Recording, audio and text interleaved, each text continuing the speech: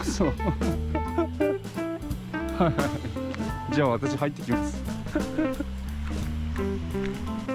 れ渡るの面白そうだな。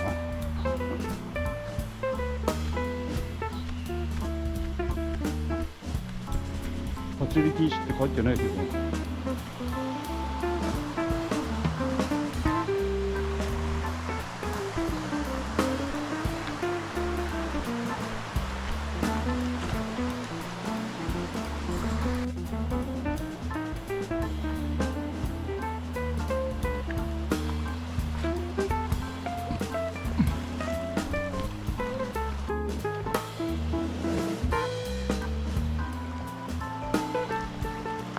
誰かがこれ作ったみたいですね。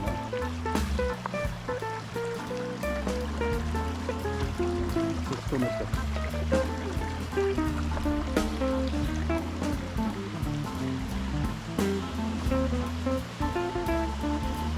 気づいたのは、ここはなんか白いのがあったんで気づいたんですね。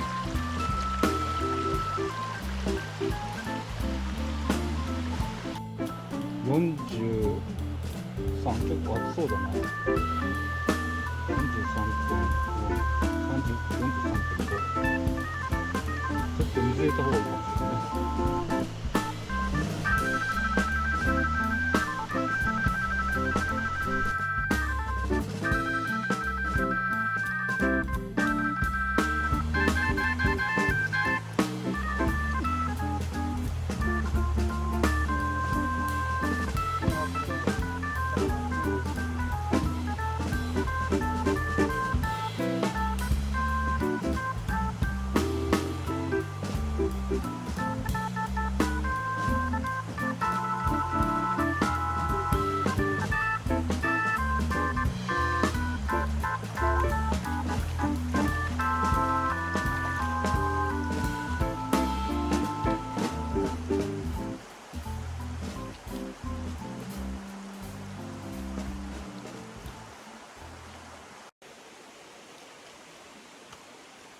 硫黄泉ですね。硫黄がいっぱい出てます。